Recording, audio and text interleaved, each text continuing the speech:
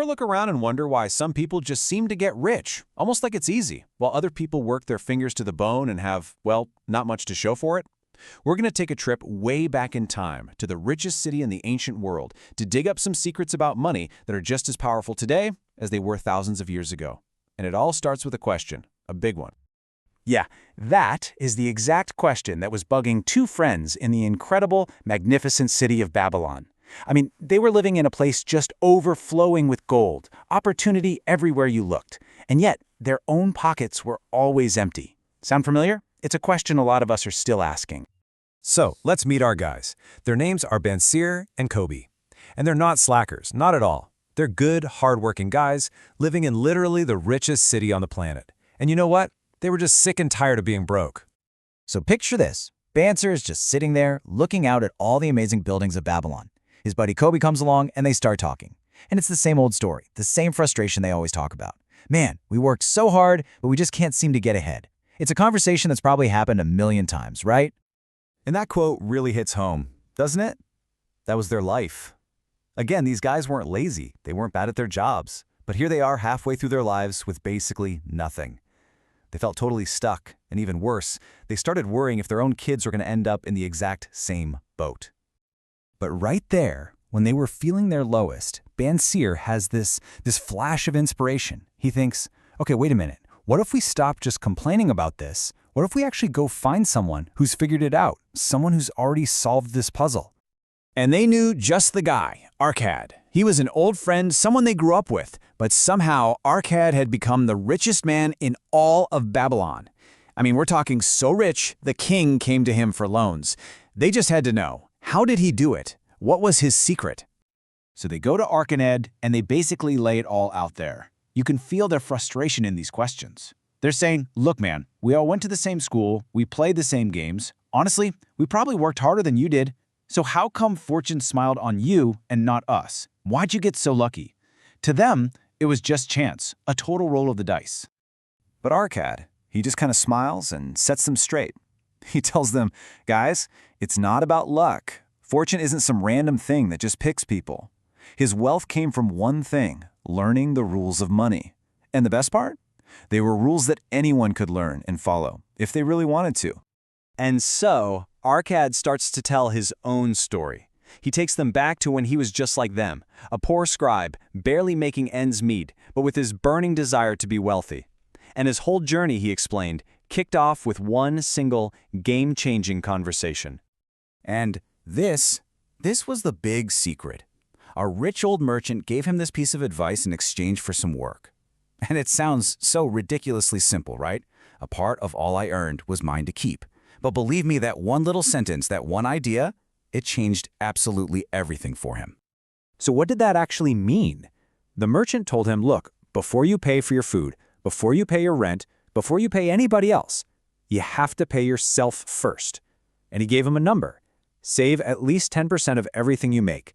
Not to spend on something else later, to keep. This was the very first seed of wealth he ever planted.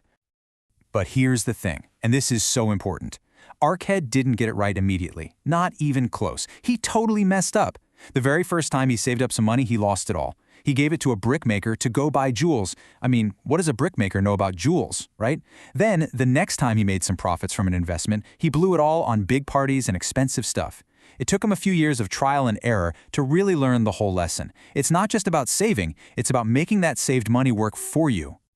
Well, Arkad got so good at this stuff that his reputation spread all over the city.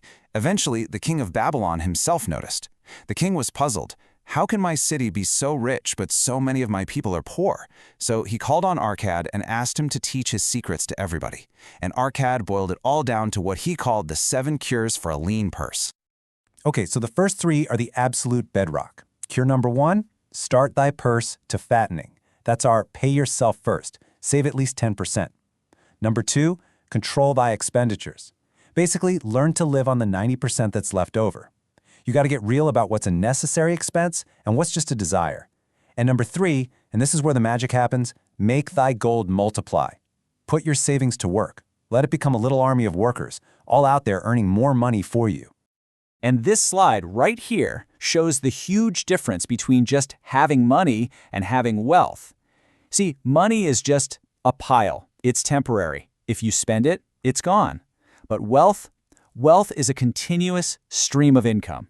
It's like having an orchard of trees that are always producing fruit, so your basket is constantly refilling itself. Right, that's the goal. You want to stop being a slave to your money. The whole point is to flip the script and make your money a slave to you. You want to build a system where your money is working hard for you, 24/7, even when you're sleeping. That, my friends, is what financial freedom is all about. Okay, so the last 4 cures are all about protecting and growing what you've started. Number 4, guard your treasures. Don't make risky bets. Only take advice from people who actually know what they're talking about. Remember the brickmaker incident. 5, make your home a profitable investment. Better to own it than to just throw money away on rent. 6, ensure a future income. Plan ahead for when you're older and make sure your family is protected. And last but not least, number 7, always be learning. The more you know, the more you can earn. Simple as that. So after laying out all these rules, Arcad left them with one final, super important thought. Because knowing all this stuff is great, but it's not enough. You actually have to do it. He told his friends, look, the lucky part of my story wasn't just bumping into that rich merchant. The real luck was that I had the determination to actually follow his advice. It's like knowledge gives you a map, but you still have to get up and start walking. And to really hammer this point home, he told them one last little story. There's this merchant who gets an amazing offer. A huge flock of sheep for a dirt cheap price from someone who needs to sell fast. But the merchant, he hesitates. He says, I need to wait till morning so I can count them all. Well, guess what? By the time morning came, someone else who was ready to act had already swooped in and bought the whole flock. And the lesson there is powerful, isn't it? Opportunities don't hang around waiting for you to make up your mind. Good luck or fortune, whatever you want to call it, it favors the person who takes action. We all get chances, but they only pay off for the ones who are ready to jump on them. And that brings this ancient wisdom right into our world today. The rules haven't changed, the path is still the same. Pay yourself first, live within your means, make your money work for you, and, this is the big one, be ready to act when a good opportunity shows up. So it really just leaves one question, for me and for you. What's your opportunity that you're going to seize today?